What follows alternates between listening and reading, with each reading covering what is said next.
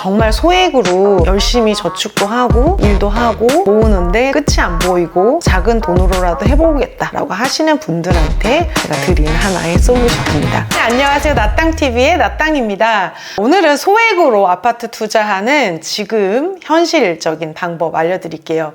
소액이라고 하면은 저는 한 5천만 원 이하, 3천만 원 이하의 돈을 이야기를 하는데요.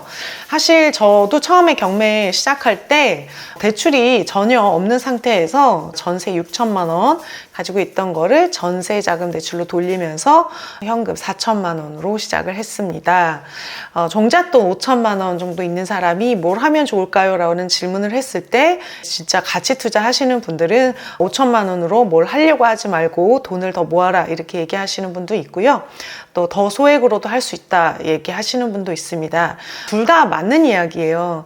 사실은 5천만 원 정도 되는 돈으로 제대로 된 투자를 하기에는 조금 부족한 돈인 거는 같습니다.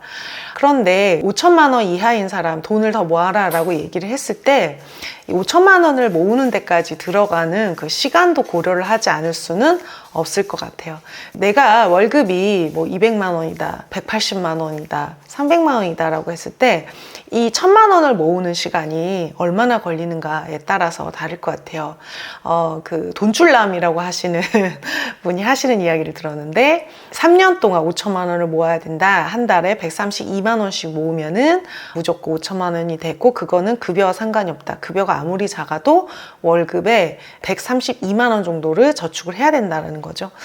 근데 이게 자취를 해서 생활비가 기존에 많이 들어가는 사람들 현실적으로 좀 너무 어려우신 분들은 진짜 이 5천만 원이라고 하는 돈을 모으는 그 시간이 너무 고통스러워요. 만약에 132만 원에 저축을 못 한다면 소득을 더 늘려라. 부업을 하든지 월 132만 원 정도를 저축을 해야 된다라는 이야기입니다. 종잣돈이 작아도 투자는 할 수 있는데요. 종잣돈이 작아서 투자를 못 하는 게 아니고요. 종잣돈이 작은 사람은 지식이 가치 없기 때문에 투자를 하기가 어려운 거예요. 종잣돈을 더 모아서 좋은 투자 하시는 분도 있습니다. 청약 가점이 높으신 분들, 소득이 높으신 분들은 첫 집을 진짜 잘 마련하는 게 좋아요. 첫 집이 중요한 이유는 대출을 80% 받을 수 있기 때문입니다. 1억이라고 하는 돈에 내가 종잣돈이 있을 때 내 5배의 힘을 실어주는 것이 대출입니다.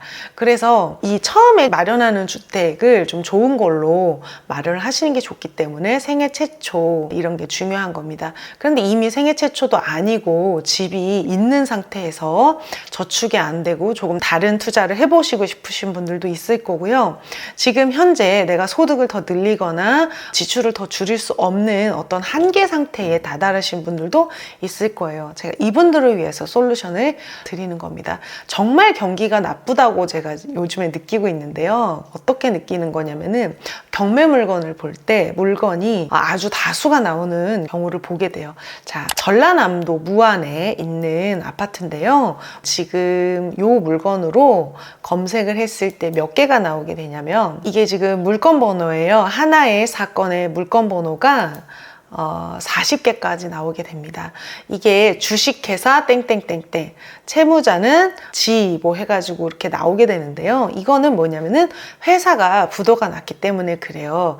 지금 이 아파트 같은 경우에는 민간임대로 있다가 민간임대로 하고 있는 그 회사가 부도가 나면서 회사 보유분이 나왔기 때문에 한 단지에 굉장히 다수의 아파트가 나오게 됩니다. 지금 이런 식으로 했을 때 지방에 아파트 민간임대로 있던 회사 보유분이 나오는 게 물건 번호가 많게는 110개까지도 있게 됩니다. 자, 이런 물건들은 시리즈 물건이라고 하고 물건 번호가 많은 거라고 얘기를 하는데요.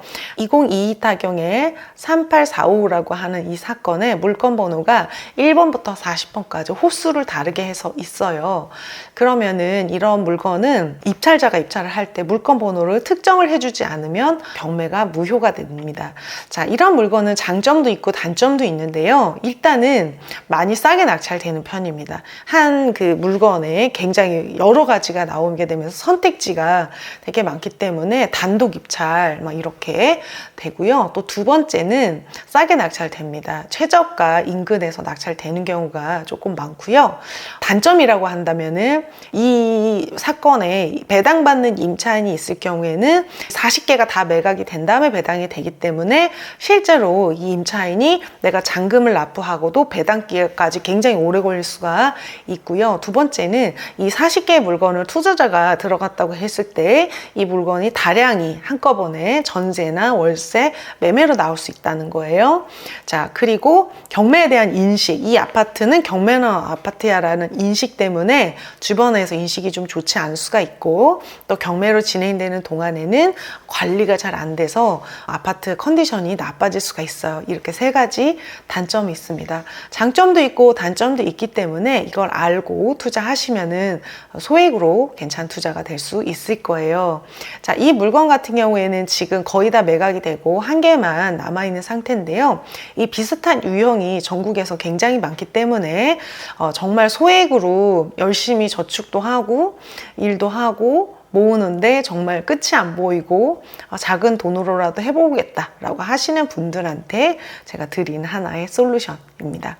자, 이 아파트 같은 경우에는 지금 보시면은 2억 5,800만 원에 감정이 됐는데요. 84제곱미터 국민평형이라고 하는 게 1억 8천 정도의 낙찰이 됐습니다. 자, 이렇게 해서 보시면은 전체적으로 볼 수가 있는데요. 건물 면적이 25.67이 84제곱미터, 84제곱미터의 낙찰가를 보면은 1억 8천, 1억 5천, 이게 어떤 건 1억 5천 낙찰되고 어떤 거는 1억 8천에 낙찰이 됐습니다. 그리고 이제 21평 같은 경우에는 전용 면적이 70제곱미터 같은 경우에는 1억 4천 700만 원, 그다음에 1억 2,850만 원 이런 식으로 입찰가가 굉장히 다양해요. 그래서 이거 같은 경우엔 지금 보시면은 뭐 엄청 많이 나와 있습니다. 여기 그 행금사 옥션으로 제가 보여드리고 있는데요. 행금사 옥션은 가입만 해도 일단 한 달이 무료니까 여러분들이 제가 설명드린 거를 한번 보실 수가 있을 거예요. 자, 이거에 지금 회원 제보 있음이라고 나와 있는 게 있는데요. 자, 이거는 제가 제보한 겁니다. 제가 제보한 건데요. 제가 이 등기를 한번 떼어봤어요. 그래서 1억 9천짜리를 1억 4,200에 낙찰 받았는데 단독 낙찰 받으셨고요. 대출을 얼마 받았는지 이거 6월 달에 낙찰된 거기 때문에 제가 등기를 떼어봤습니다. 그랬더니 채권 최고액이 1억 3,500만 원에 실제 채권이 추정을 했을 때 120% 설정을 했다고 했을 때는 1억 1,250만 원으로 잔금을 납부하신 것 같아요. 자기 자본이 한 3천만 원 정도 들었을 겁니다. 대출 1억 1,250만 원, 그리고 내 돈 2천만 원에다가 플러스 이제 부대 비용 해서 들어간 것 같아요. 자, 제가 이거를 등기를 이렇게 떼어봤을 때 어떤 거는 낙찰자가 대출 1억 3,400에 낙찰받았는데 채권 최고액이 9,936만 원, 그래서 61%를 받게 돼요. 어떤 거는 대출을 61%를 받고, 요 사건 같은 경우에는 대출이 80%, 낙찰가 대비 80%를 받게 됩니다. 그래서 2,600만 원 정도 자기 돈으로 했고, 이제 부대 비용까지 하면은 3천만 원, 자기 돈 3천만 원을 했을 때 비교가 되고 있어요. 얼마에 들어가는지 굉장히 좀 중요한 얘기예요. 자, 부동산 계산기 네이버에서 이용하시는 법.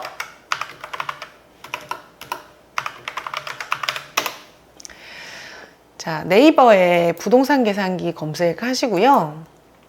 여기 보시면은 경매 계산이라고 있습니다. 대출 한도라고 있을 때 지금 감정가 이거를 한번 같이 볼게요. 자, 요렇게 있고요. 여기 저희 행금사 옥션이 좋은 거는 이 네이버 매물로 들어간다는 거예요. 그래서 이거를 어떻게 확인을 하시냐면은 일단 네이버 지도로 어딘지 단지를 확인합니다.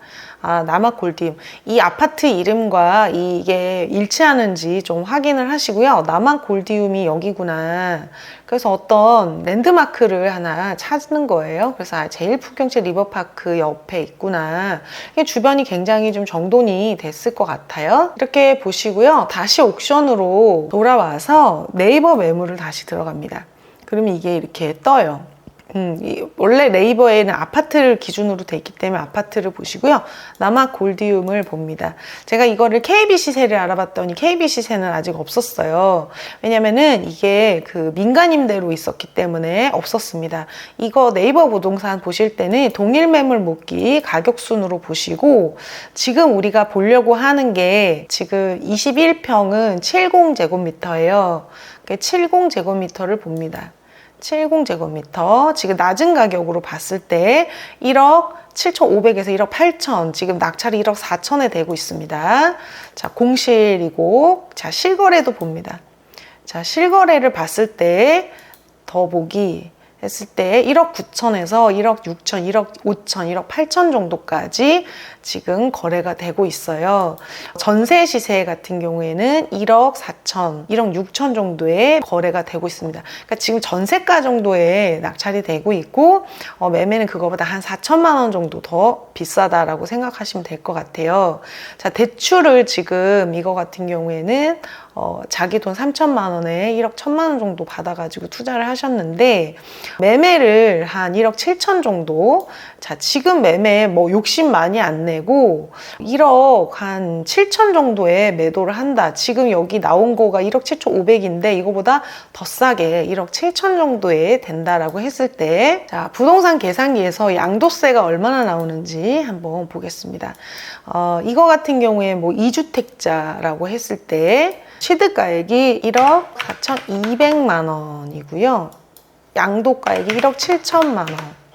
이거 뭐 필요경비 한 500만 원 정도 들어갈게요. 수리는 안 해도 될 것 같습니다.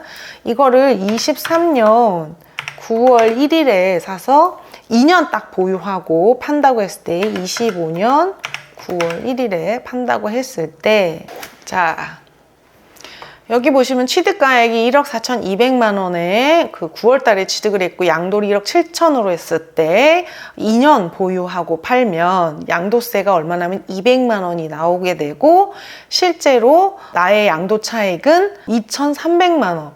2,300만 원 중에서 200만 원을 양도세로 내고 나의 수익이 2천만 원이 되는 겁니다. 자, 그럼 이분이 아까 저희가 대출 얼마 받았는지 봤을 때 무주택자는 80%, 다주택자는 60%를 대출을 받은 것 같아요. 제가 등기를 띄워봤을 때. 그러면은 한 2천만 원 정도를 수익을 보는 거는 그렇게 어렵지가 않지 않나. 제가 이거를 등기를 띄워봤는데, 지금 1억 4,200에 낙찰받으신 분이 채권 채구액이 1억 3,500만 원이고 대출을 1억 1,250만 원을 받았다 라고 했을 때 자기 돈 3천만 원으로 한 걸로 보이고, 지금 전세가가 1억 4천만 원 정도, 매매는 1억 7천이다 라는 계산이 나오게 됩니다. 자, 그리고 만약에 25평형을 했을 경우에, 이 25평형은 지금 1억 8,500이 되게 되는데요. 1억 8,500. 지금 여기서 면적을 이거를 해야지. 이제 25평은 전세가 1억 8천만 원, 낮은 가격 순으로 했을 때 전세가 1억 8천만 원이고요. 매매는 2억에 나와 있습니다. 1층이 2억에 나와 있고 2층 이상 6층은 전세가 2억이고요. 매매가 2억 2,500부터 있습니다. 자, 실거래를 봤을 때 전세가 1억 6천, 1억 7천이 되고 매매는 2억대가 되는 거예요. 자, 그래가지고 지방 아파트 같은 경우에는 너무 소형 평형보다는, 지방은 좀 대형을 원하거든요. 그래서 너무 소형 평형보다는 조금 큰 평수가 좀 나을 수도 있고, 지금 전세가 정도의 낙찰을 받는다. 그러면 이게 좀 인식이 좋지가 않고 주변 아파트 값에 비해서 어떤가 보시려면은 이 네이버 부동산에서 이 평당가를 이렇게 보실 때요, 평당가를 매매 평당가로 보시는 거예요. 그러면 여기서 봤을 때 우리 경매로 나온 거는 매매 평당가가 607만 원. 옆에 이거는 지금 시세잖아요. 시세대로, 매매 시세대로 했을 때 607만 원. 그리고 옆에 제일 부경채는 789만 원, 625만 원, 630만 원. 부영 경락 아너스비 660만 원, 그다음에 여기는 800만 원, 900만 원, 1,400만 원. 자, 평당가가 여기서 사실 가장 싸거든요. 평당가가 가장 싸서 경쟁력이 있는 것 같아요. 여기로 넘어왔을 때 이런 거는 지금 보시면은 80세대 되는 거니까 요거는 좀 빼고요. 이거를 세대수를 뭐 한 300세대 이상으로 했을 때는 아주 적은 세대수는 다 없어지게 되는 거예요. 300세대 이상으로 했을 때 지금 평당가가 우리 경매로 지금 진행되는 게, 이거는 이 평당가는 지금 실거래를 기준으로 해서 나온 거잖아요. 호가랑. 근데 여기 주변을 보면은 700만 원, 900만 원, 평당 640만 원. 그러면 이게 그렇게 비싼 거는 아닌 거예요. 싼 거예요. 그 대신에 경매로 많이 나왔다는 주변에 인식이 있어서 경매로 다 매각이 되고 사람들 기억에서 괜찮다라는 게 있을 때까지 시세는 좋지가 않을 겁니다. 그런데 내가 소액으로 한다고 하면서 수도권에서 계속 입찰을 하시면은 이 정도 싸게 낙찰이 좀 어려울 거예요. 자, 경매는 입찰자 수가 많아지면 낙찰가가 높아지기 때문에 수익은 나면서 거래는 되는 어떤 그런 틈이 필요합니다.